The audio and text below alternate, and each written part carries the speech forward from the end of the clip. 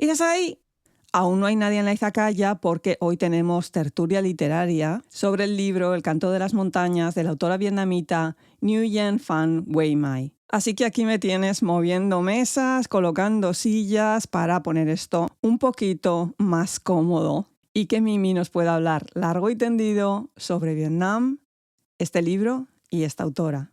Así que vete sentando que enseguida empezará a llegar gente. Pero antes, que suene la música.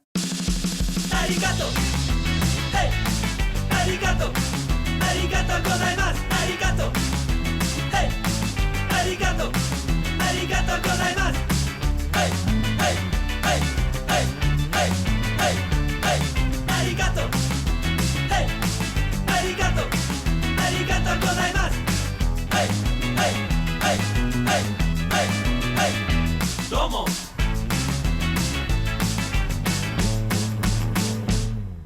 Hola gente, bienvenidos de nuevo a la Izakaya, les saluda Mimi Suku. Hoy estoy muy emocionada porque vengo a compartir con ustedes un libro maravilloso que ha cautivado los corazones de lectores en todo el mundo y que nos va a permitir aquí a los izakayers adentrarnos en uno de los países del sureste asiático que todavía no habíamos pisado, que es Vietnam. Y es que hoy vengo a hablar con ustedes de El canto de la montaña, escrito por la autora vietnamita Nguyen Phan Huy Mai. Lo que hace aún más especial este libro, de un montón de libros que están saliendo actualmente escritos por autores asiáticos, es que este está traducido al español y lo podéis encontrar por la editorial Alianza de Novelas.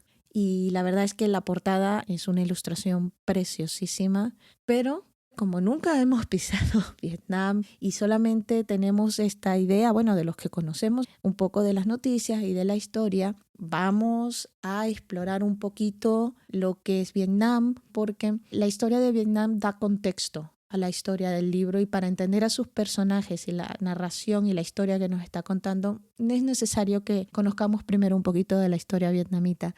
Y para ello nos vamos a situar en el año de 1920, en un Vietnam que en ese momento está bajo el dominio colonial francés que se había establecido en el siglo XIX. La colonización francesa supuso la explotación de los recursos del país, la opresión del pueblo vietnamita, generando un resentimiento y el surgimiento de movimientos anticoloniales. En este caso, y para que nos situemos un poquito, es en ese momento histórico que nace dentro del movimiento de la resistencia la figura o el personaje de Ho Chi Minh, quien más tarde va a liberar el movimiento por la independencia y establecerá la República Democrática de Vietnam, que será desencadenante para una serie de hechos que desembocan en lo que conocemos como la Guerra de Vietnam. Pero antes de que lleguemos a todo eso, tenemos que pasar por otro momento especialmente sensible en la historia vietnamita, y es que antes de poder liberalizarse de la colonialización francesa, hubo una serie de eventos que llevaron a que en 1940, durante la Segunda Guerra Mundial, Vietnam sea ocupado por Japón.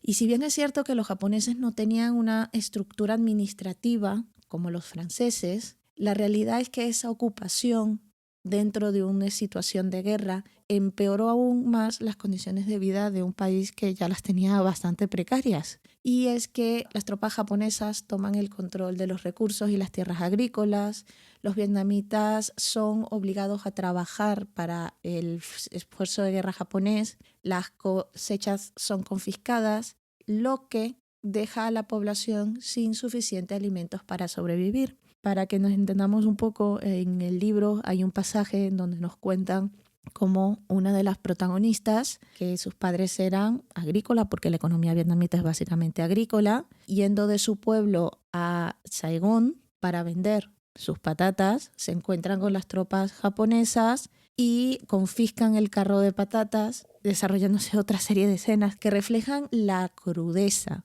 y la violencia con la que el pueblo vietnamita vivía día sí, día también, y la incertidumbre de la época de las guerras. La situación no mejora después de la finalización de la Segunda Guerra Mundial en 1945, porque este saqueo constante de todos los recursos y todas las tierras agrícolas lleva a uno de los episodios más trágicos y más dolorosos de la historia de Vietnam, la cual me costó muchísimo enfrentar, pero más aún me costó leer cómo la escritora describe esa época en el libro, y es que en el año 1945 Vietnam sufrió una gran hambruna, y se denomina así la Gran Hambruna de 1945. Se cebó con la parte norte del país, donde se estiman que entre 400.000 y 2 millones de personas, animales y toda vida, murieron debido a las hambres y sus consecuencias. Esa parte del libro es muy gráfica, a mí me costó muchísimo, porque a pesar de que la autora lo hace con una prosa exquisita y una poesía maravillosa, las realidades son las realidades y las escenas que te describen parten el alma de cualquier ser humano.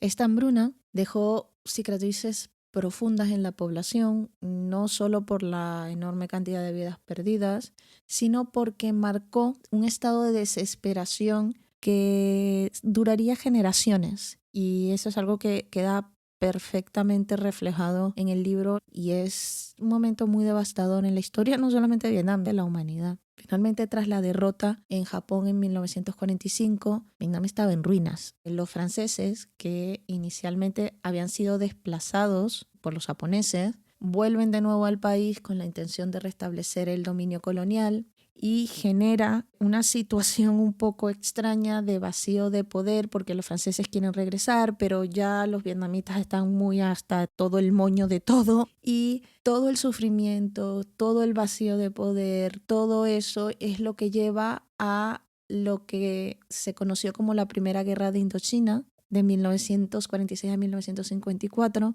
y es aquí donde la resistencia vietnamita, liderada por el Viet Minh bajo la dirección de Ho Chi Minh, combate con las fuerzas coloniales francesas, y después de casi 8 años de intensos combates, finalmente en 1954 los franceses son derrotados en la batalla de Dien Bien Phu, y en ese momento Vietnam se encuentra dividida en dos: el norte, gobernado por los comunistas bajo Ho Chi Minh, y el sur, que se convirtió en un gobierno pro-occidental apoyado por los Estados Unidos. Recordemos un poco que después de la Segunda Guerra Mundial, justo en los años 45, 50, cuando el mundo se estaba reorganizando después de aquello, pues empezaron a existir dos grandes bloques liderados en una parte por Estados Unidos y las políticas procapitalistas, prodemocráticas, y Rusia, China y las políticas comunistas.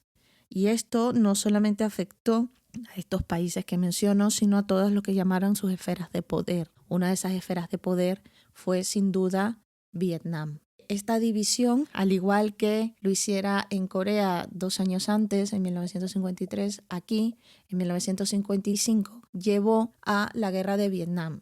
Este es uno de los conflictos que está catalogado como de los más devastadores de la historia moderna. Para que os hagáis una idea, el conflicto inicia en 1955 y finaliza en 1975. Se llevó por el medio innumerables cantidades de vidas humanas, sin que importase si eran comunistas, capitalistas, del norte, del sur, inocentes en el medio, tanto norteamericanas como del resto de aliados que estaban intentando ayudar en el esfuerzo de la guerra, que estuvo marcada por una inmensa destrucción, por la pérdida de vidas, por el sufrimiento generalizado y sobre todo por repercusiones completas y absolutamente inimaginables para el pueblo vietnamita, que claramente, inclusive hoy en día, tienen su resonancia en la historia de Vietnam. El país queda marcado física y emocionalmente, y las secuelas seguirán formando parte de la vida de múltiples generaciones mucho después de que la guerra terminara y en diferentes latitudes. No creáis que esto solamente afectó a Vietnam. Es cierto que cuando la guerra termina en el 75 con la caída de Saigón, Vietnam se reunifica bajo el régimen comunista. Pero el fin de la guerra no marca el fin del sufrimiento y la turbulencia, porque los años posteriores son extremadamente difíciles, ya que el país estaba luchando por recuperarse del trauma de la guerra. Si recapitulamos, habían pasado de la colonización francesa a la ocupación japonesa y la Segunda Guerra Mundial, a la Primera Guerra de Indochina, a una guerra de 20 años en su tierra, por lo que había muchas traumas generacionales que estaban allí. A pesar de toda esta historia y de todo este contexto, hoy en día se considera un país bastante dinámico, está muy orgulloso de su cultura y de su historia, pero que enfrenta desafíos en un mundo globalizado en donde cada vez más las ideologías políticas no son los que te están marcando la realidad del día a día, ¿no?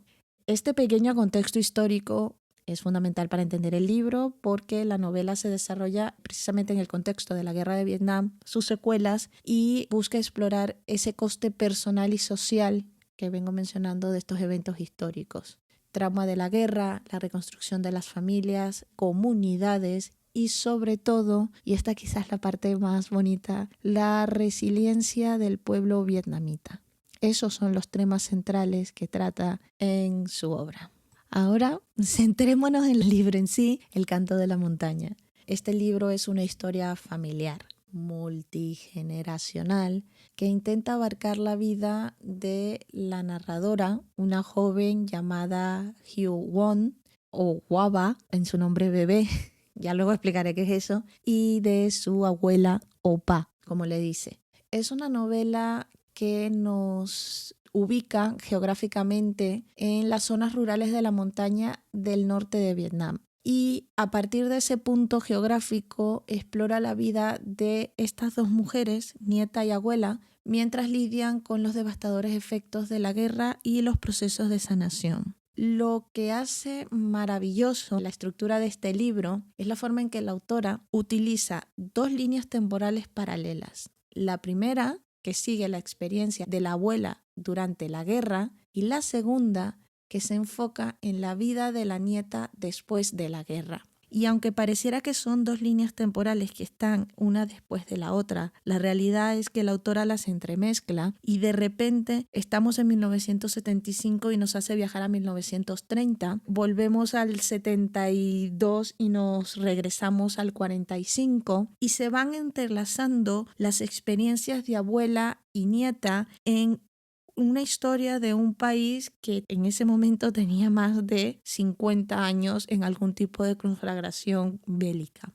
Esto permite, por lo menos a mí me permitió como lector, experimentar el trauma generacional que se transmite de una era a la otra. Y me permitió observar las cicatrices que la guerra, no solamente de Vietnam, todas dejaron, y lo lento, difícil y turbulento que es la recuperación emocional. En este caso, en el libro hay un personaje que es la madre de la nieta y la hija de la abuela, que su historia es extremadamente real y se denota que la vida es muchas veces injusta y los traumas y la recuperación emocional no es una cosa de 2 páginas, son años en donde inclusive hay una ruptura, no solamente entre el antes y el después de la persona, sino el antes y el después de las relaciones de esas personas con las personas que más quieren en la vida. La perspectiva de la abuela domina la primera parte y es una visión íntima de las realidades, las durísimas realidades que vivió el pueblo vietnamita durante la guerra de Vietnam.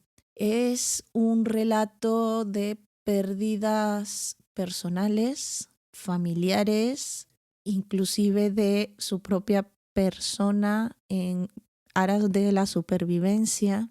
Es un relato de dificultad y sobre todo de una constante amenaza de violencia.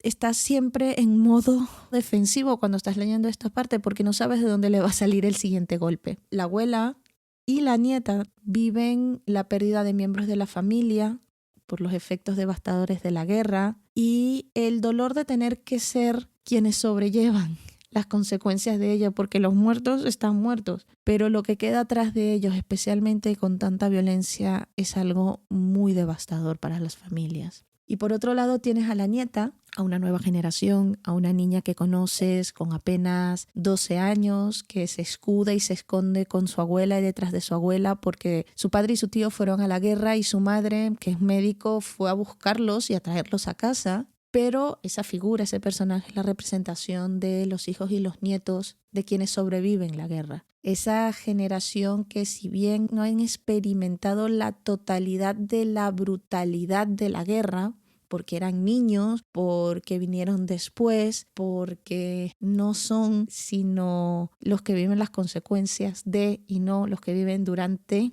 la guerra, y llevan el peso emocional de esas consecuencias. El trauma generacional está allí. Y es muy interesante ver cómo a través de los ojos de Juan se ve la lucha por avanzar, por reconstruir y por reconciliarse con el pasado.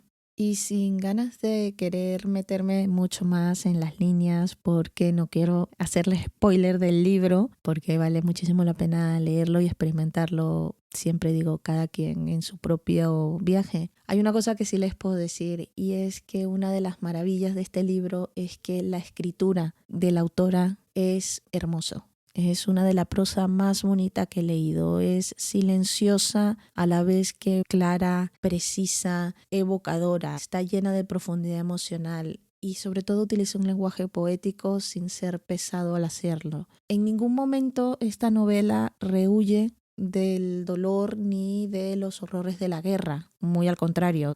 En algunas partes difícil de leer, en algunas partes difícil de tragar por la crudeza de la evocación que te hacen, porque te sientes en esa guerra, porque te molesta esa situación, porque no sabes qué hacer para ayudar a esos personajes, pero al mismo tiempo es un libro que celebra la resiliencia del espíritu humano y sobre todo muestran cómo las personas, con independencia de dónde venga, quiénes sean, cuál es su pasado y sobre todo cuál puede ser su futuro, encuentran formas para sobrevivir, sanar y encontrar esperanza aún en las circunstancias más difíciles. Y hay una de las quizás las líneas o arcos de historia más interesantes en referencia a esto, que es la vida de la abuela, porque estaba marcada para ser una vida de riqueza. Hija de una familia agrícola con las tierras más fértiles de su pueblo en el norte de Vietnam, padres educados que además progresistas y la educan, cosa que no se hacía en esa época. Se le enseñaba a las niñas a leer, escribir, a hacer las cuentas de la casa y las casaban. Los padres esto no lo querían. Pierde todo y sin embargo es la que tiene que seguir viviendo.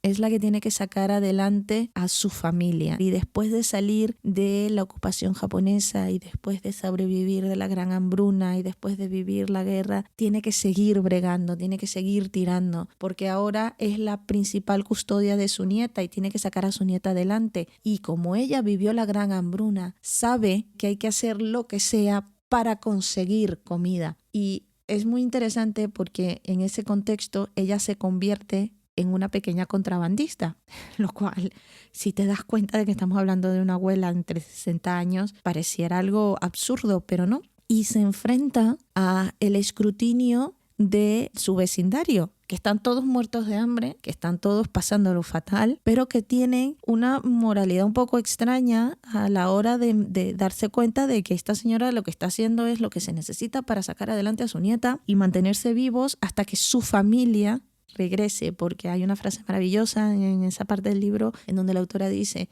la guerra no se ha terminado hasta que todos de la familia regresen y estemos todos juntos. Ese es su objetivo y esa capacidad de resistir no solamente la presión de las circunstancias, sino la presión social por un objetivo, por una finalidad, por sobrevivir, por que tu vida y tu gente estén bien, tengan un techo, tengan comida. Y luego cómo las generaciones futuras que han sobrevivido por esa resistencia sacan adelante su propia vida viviendo con esas cargas emocionales y con ese peso histórico. Otro de los aspectos que me llamó muchísimo la atención de este libro es la maestría con la cual la autora logra no solamente reflejar estos hechos históricos y cómo afectan a los personajes y cómo afectó al pueblo vietnamita, sino que también va introduciendo de manera casi a modo de juego y subrepticia la cultura vietnamita real, entre comillas,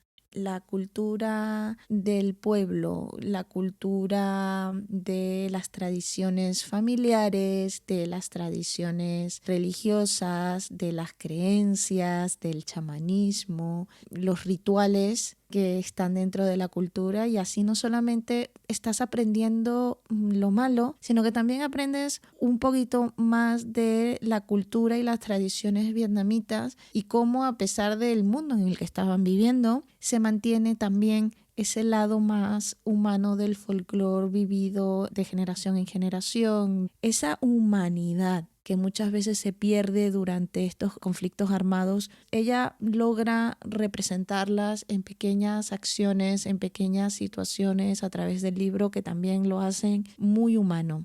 Y es por eso quizás que no solamente ha tenido reconocimiento a nivel en Vietnam y a nivel asiático, sino a nivel mundial. De hecho, esta es la primera obra de esta autora que saca directamente en inglés. Con esta obra se consolida como una de las voces que cuenta a través de su poesía y su novela la realidad del pueblo vietnamita. Y ya que hemos conocido un poquito más el contexto histórico de Vietnam y la maravilla de la obra El canto de las montañas, vamos a hablar un poquito de su autora. Nace en 1973 en el norte de Vietnam y crece en medio de la agitación y los desafíos que moldean la historia de su país. Poetisa, novelista y traductora galardonada, tiene un profundo compromiso con la preservación y difusión de la cultura e historia vietnamita a través de su escritura. Dentro de sus obras, que han sido traducidas en varios idiomas, se le conoce por una narrativa evocadora y por establecer y crear conmovedores retratos de las experiencias del pueblo vietnamita.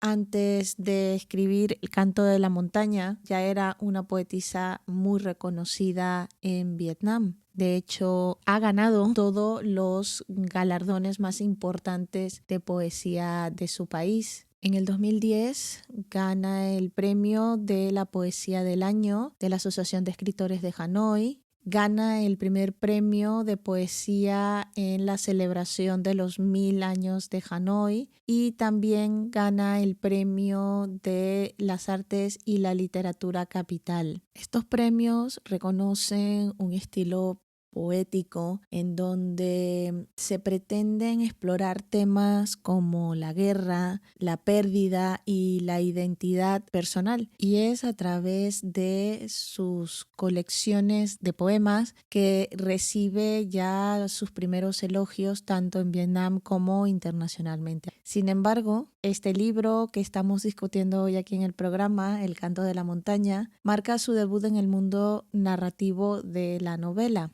Y es curioso porque inmediatamente la catapulta al título de autora de bestseller y la coloca en el radar como una voz importante dentro de la literatura contemporánea, no solamente asiática, sino internacional. En el 2023 publica su segunda novela, de nuevo escrita directamente en inglés, que se llama Dos Child, en español Niños de la calle, editada por Alianza de Novelas, y que viene a enfocar la luz en otro de los grandes consecuencias de la guerra de Vietnam, que fueron estas relaciones personales entre los soldados americanos y las mujeres en Vietnam, buenas, malas, regulares, y en donde enfrenta el pasado y el presente de los personajes de su libro cuando se enfrentan a las decisiones tomadas en tiempos de guerra y que les obliga a mirar en lo más profundo de su ser y encontrar puntos en común más allá de etnias, generaciones, culturas e idiomas. Yo particularmente tengo muchísimas ganas de leer este libro. Creo que después de haber leído Los cantos de la montaña es una continuación perfecta para entender la complejidad de la historia vietnamita y de la sociedad de Vietnam y todo lo que ha sufrido. Pero no es esta su única obra, también ha escrito compendios de poesía. El único que está traducido al español actualmente es El secreto del loto, y luego también tiene uno que está en inglés que se llama Las canciones de la paz. Son obras poéticas y supongo que tendrán muchísimas referencias a lo que son los temas que para ella son importantes, porque además de escritora, también es defensora de los derechos humanos y la educación. Ella trabaja con varias organizaciones con el objetivo de mejorar la vida de las comunidades más desfavorecidas en Vietnam, particularmente de las zonas rurales. Y no me extraña porque es donde plantea el nacimiento de sus personajes más entrañables. Y quisiera leerles un pasaje del libro y la dedicatoria que la autora hace del mismo. El pasaje dice lo siguiente: La abuela me dijo una vez que los retos a los que se ha enfrentado el pueblo vietnamita a lo largo de la historia son tan altos como la montaña más alta. He estado lo suficientemente lejos como para ver la cima de la montaña, pero lo suficientemente cerca como para ser testigo de cómo la propia abuela se convirtió en la montaña más alta, siempre allí, siempre fuerte, siempre protegiéndonos. Esta obra la dedica a las siguientes personas. Para mi abuela, que falleció en la Gran Hambruna, para mi abuelo, que murió debido a la reforma de las tierras, y para mi tío, cuya juventud fue consumida por la guerra de Vietnam, para los millones de personas, vietnamitas o no vietnamitas, que perdieron sus vidas en la guerra, que nuestro planeta nunca vea otro conflicto armado. Y bueno, ya nos estamos acercando al final de este viaje que hemos hecho juntos por Vietnam y por la obra de la autora Nguyen Phan Khmer. Espero que les haya gustado tanto como a mí el leer estos libros y el estudiar un poquito de esta historia para traérselos y comentarlos con ustedes. Y sabéis que si queréis más contenido como este, lo único que tenéis que hacer es suscribiros, darnos un like, cariño, comentarios. Todo eso lo pueden hacer en cualquier de nuestras plataformas, pero también lo pueden hacer a través de nuestra página web izakayapodcast.com. Allí están todos los programas, Instagram, Blue Sky, X, El Antiguo Pájaro. Y si ustedes no son de temas de redes sociales, que yo también lo entiendo, también se pueden poner en contacto con nosotros a través de nuestro correo electrónico, laizakayapodcast@gmail.com. Y con esa idea de que no importa lo alto del problema y la montaña, el ser humano siempre podrá ser más alto, y con esa esperanza de que nuestro planeta nunca más vea otro conflicto armado, los dejo. Cuídense. Bye bye.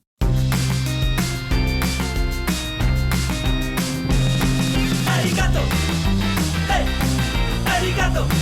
Arigato gozaimasu. Arigato. Hey. Arigato. Arigato gozaimasu. Hey. Hey. Hey.